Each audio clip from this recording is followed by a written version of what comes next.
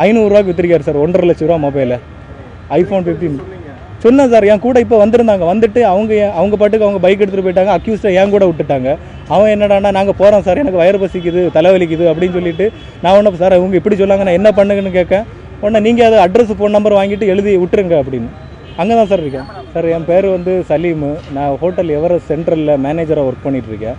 அங்கே வந்து காலையில் மே 1ஆம் தேதி காலையில் 4 மணிக்கு வந்து இந்த பிளாட்ஃபார்மில் தூங்குகிற ஒருத்தர் வந்து என் ஹோட்டலுக்குள்ளாடி வந்து என் iPhone 15 ப்ளஸும் அப்புறம் ஹோட்டலோட கம்பெனி மொபைல் எல்லாத்தையுமே திருடிட்டு போயிட்டாங்க சார்.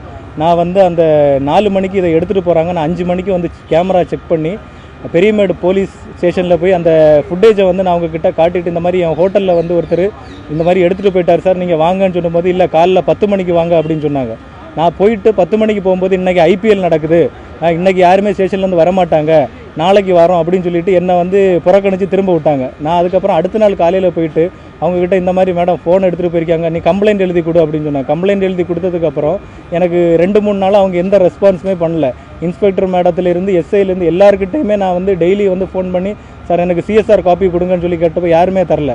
அதுக்கப்புறம் வந்து நான் கமிஷனர் ஆஃபீஸில் வந்து ஒரு கம்ப்ளைண்ட்டு மே 5ஆம் தேதி எழுதி கொடுத்துருந்தேன். கமிஷனர் ஆஃபீஸில் இன்ஃபார்ம் பண்ண உடனே என்னை ஸ்டேஷனுக்கு கூப்பிட்டு கம்ப்ளைண்ட்டு நீ ஏன் இந்த மாதிரி எழுதியிருக்க, நாங்கள் சொல்லுது மாதிரி தான் நீ கம்ப்ளைண்ட் எழுதணும் அப்படின்னு சொல்லிட்டு என்கிட்ட மொட்டையாக வந்து ஒரு கம்ப்ளைண்ட் எழுதிக்காங்க. அதாவது மொபைலில் 2ஐயும் நீ ஹோட்டலில் வச்சுருந்த அந்த அடையாளம் ஒரு திரும்ப வந்து நீ தூங்கி எந்திரிச்சு வந்து பார்க்கும்போது மொபைலை காணும் அப்படின்னு எழுத. நான் சொன்னேன் இல்லை மேடம் என்கிட்ட ஃபுட்டேஜ் இருக்குது, அவங்க எடுத்துகிட்டு போன ஃபுட்டேஜ் இருக்குது, அந்த ஃபுட்டேஜை வச்சு இந்த மாதிரி ஒரு அடையாளம் தெரியாத நபர் வந்து உள்ளே வந்து எடுத்திருக்காங்க, அதை நீங்கள் மென்ஷன் பண்ணுங்கன்னு சொன்னோன்னே அப்போ நீயும் உள்ள அக்யூஸ்டாக போயிடுவேன், நாங்கள் சொல்லுது மாதிரி எழுதணும் அப்படின்னு சொல்லி என்னை மிரட்டி அந்த மாதிரி கம்ப்ளைண்ட் எழுதி கேட்டாங்க. நான் சொன்னேன் இன்றைக்கி என்னால் கம்ப்ளைண்ட் எழுத முடியாது, நான் நாளைக்கு வந்து கம்ப்ளைண்ட் எழுதுன்னு.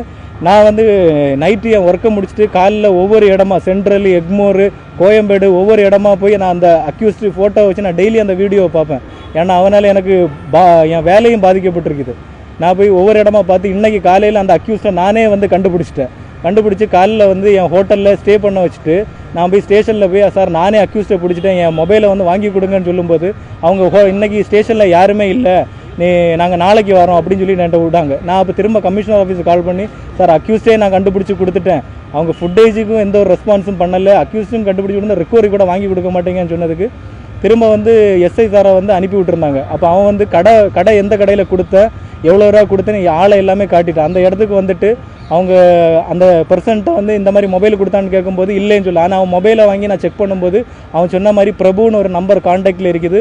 அவர் தெளிவாக சொல்லார், ஒரு ஸ்கூட்டியில் இவன் வந்து என்கிட்ட வந்து வாங்கினா அப்படின்னு சொல்லி அந்த அக்யூஸ்டு வெளியே அந்த கேட்டில் தான் வந்து ஆட்டோவில் உட்காந்துருக்கான். அப்போ போலீஸ்காரங்கக்கிட்ட நான் இந்த அக்யூஸ்டை என்ன சார் பண்ணுக்கு, எனக்கு ரிக்கவரி நீங்கள் வாங்கி கொடுங்கன்னு கேட்டதுக்கு நீங்கள் அக்யூஸ்டுக்கு ஃபோன் நம்பரையும் அட்ரஸையும் வாங்கிட்டு அவனை விட்டுருங்க, நாளைக்கு பார்த்துக்கலாம் அப்படின்னு சொன்னாங்க. திரும்ப அக்யூஸ்டை பிடிக்கவும் அவங்க ஹெல்ப் பண்ணலை, திரும்ப அவங்ககிட்ட இந்த ரிக்கவரி வாங்குக்கு அவங்க ஹெல்ப் பண்ணல. என் கூட ஒரு ஆட்டோக்காரர் வந்தார், அவரையும் வந்து மிரட்டி உன் வேலை என்னமோ அதை மட்டும்தான் பார்க்கணும், அவரும் எனக்கு வேண்டி பேசி அவர் இந்த வெளியே நிற்கார் சார்.